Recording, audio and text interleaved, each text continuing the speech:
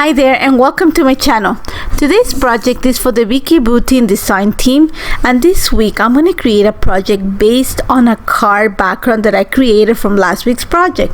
And you guys have heard Vicky joke about that my dark side, and this is what she refers to, the fact that I love using black backgrounds. I love creating them. I think it makes everything stand out because black just neutralizes all the colors, so everything that you put on top of it is gonna stand out. So I'm gonna recreate this background on a layout size.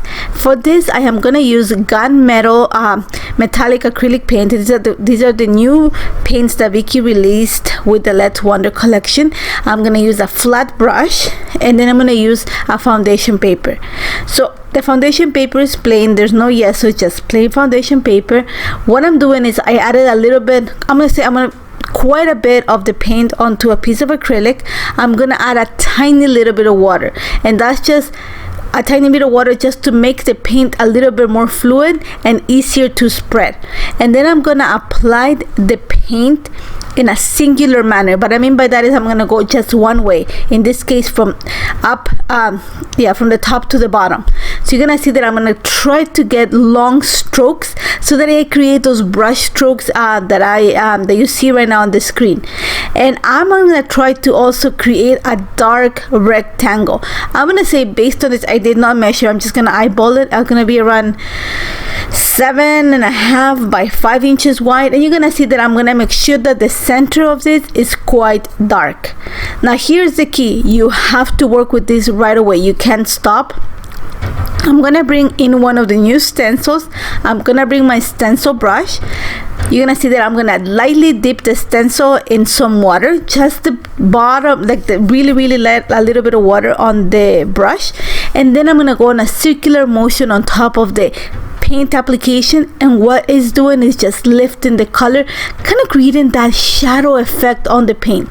And then what I'm doing after that is I'm gonna use the leftover paint that I have on my stencil and on my brush to kind of extend the look of the that paint onto the left of the application of the paint application.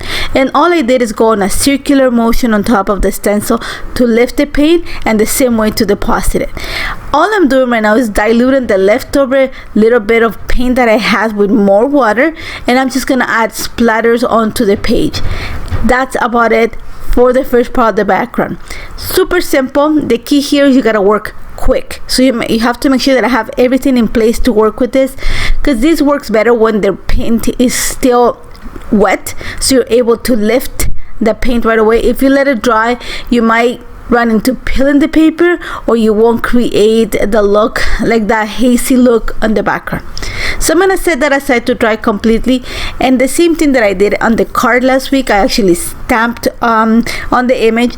I'm gonna do the same thing, but you can also create a similar look using a stencil. Just place the stencil and go with the ink on top of it, or you can go with gold glaze and your stencil brush. You can go also add texture with it. You can go with all the glazes, or you can go with texture paste. It's whatever you like. I want a really fine script to show on the background, and the beauty of the metallic paint is the metallic ink, is that it shows really nice on the black background. So I'm gonna do the same thing that I did for last week's card, and I'm gonna stamp the script on the right hand side of the layout on top of the black background, making sure that it kind of comes off the paint application. I'm gonna spread it a little bit towards the left, so I have kind of elongate the script. Now the key here, just because I want to have that ghost impression, is that I'm going to create a first and second generation stamping. And what I mean by that is I'm going to apply the ink onto my stamp. I'm going to stamp it on my cardstock, and then I'm going to use the leftover ink to stamp again. And that just creates a soft look, kind of fading effect on the stamping. And that's about it. You're going to see there's in some areas that I actually clean the stamp a bit. And that's just to create, I don't want the straight line. I want to kind of break it, have that broken idea of kind of faded the script. And then I'm gonna set it aside to dry a little bit. Remember, this is pigment ink, so it takes a little bit longer to dry, especially when you apply it onto the paint. It's gonna stay wet for a little bit, so make sure you set it aside to dry. So while my paint was drying, actually my ink was drying, I took some time to fussy cut quite a few flowers from the paper, from the B side of this paper, sorry, the A side of the paper that I'm using right now. And I printed 2 pictures of my kids and my littles, my niece and nephew, a couple years ago walking, and there's a huge gap of age between my kids and my niece and nephew, but they're really close. So all I'm doing is I'm gonna back the pictures, some with pink, and that's the B side of the hello paper, and the other one I'm gonna use the wave paper, just because my son and my nephew were in blue, and my daughter's wearing a black shirt with pink polka dots, and my niece is wearing a pink shirt. So I want to bring those 2 colors to frame the pictures, and all I'm doing is just backing them with the papers and cutting a frame around them. I'm gonna glue them together kind of on an offset. I don't want them side by side. I want them kind of create a little bit of a diagonal line, sorry. After that, I'm gonna kind of glue the 2 pieces together onto a big piece of the hello paper. I want to bring some of that soft yellow that you see on the top of the sunset background that Vicky created, and then I'm gonna cut this paper. This is the one that has all those brush strokes of kind of painted brush strokes on craft, and I'm gonna create a second layer of paper behind it, just to bring all the colors together. And I'm actually gonna glue a little bit of foam adhesive in between, just to create a little bit of a lift. Once I have that in place, all I'm gonna do right now is literally take my time to build 3 clusters of flowers around the picture. So I'm gonna use the corners of the 2 top corners of the pictures, the top left and the top right, to add my clusters, and then I'm gonna add another cluster at the junction of the 2 pictures and the bottom half. So that creates my visual triangle on the page. So I'm gonna make sure also that I add a little bit of pink to each one of the clusters, and I'm gonna add a little bit of blue and a little bit of yellow and a little bit of orange. So it's all about repetition, and I'm okay with the fact that quite a bit of what I create in the background is cover. I don't mind it. I know that the black as it is gonna make everything stand out. So as you can see right now, all the flowers are gonna become really bright, the picture is gonna become really clear, and it's just because the background is just making like a clean canvas that makes it kind of sucks up all the color, not the color, how can I tell you, it kind of, the black kind of sucks up all the, like, you know, all the busyness of the page. It makes you focus on what you want. That's what the way I see the black background. So all I'm doing right now is just playing with the flowers.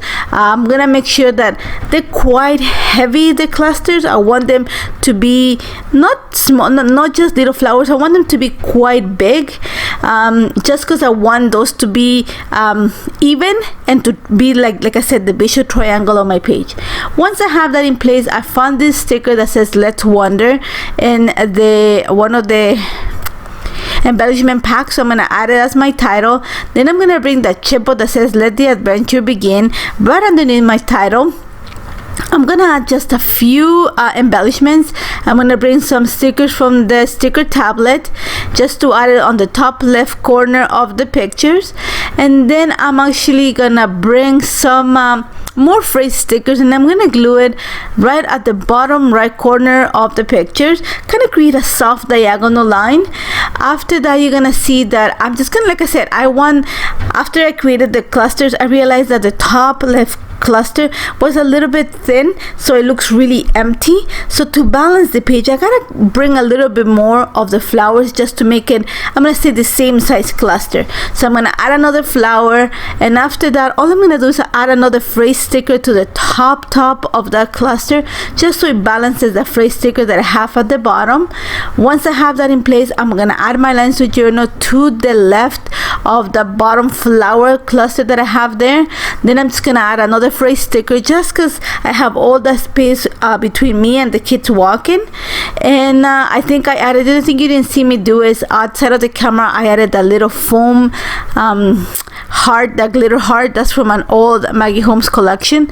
And that's about it. You're gonna see, I think the only thing that I have left to add here, it's just nothing. I've got it done. So you're gonna see the difference. It's pretty much the same thing as the card, but on a layer. And I love how this turned out. Literally, it took me 45 minutes to put this together, and that mostly because I had to fussy cut the flowers. So it's super simple, super fast, a very graphic layout, and I think it's super easy to put together. So I'm sure you can try it, and I would love to see what you create with this idea. Remember that you can always contact me if you have any questions. I hope you're feeling safe, and I hope you're keeping safe.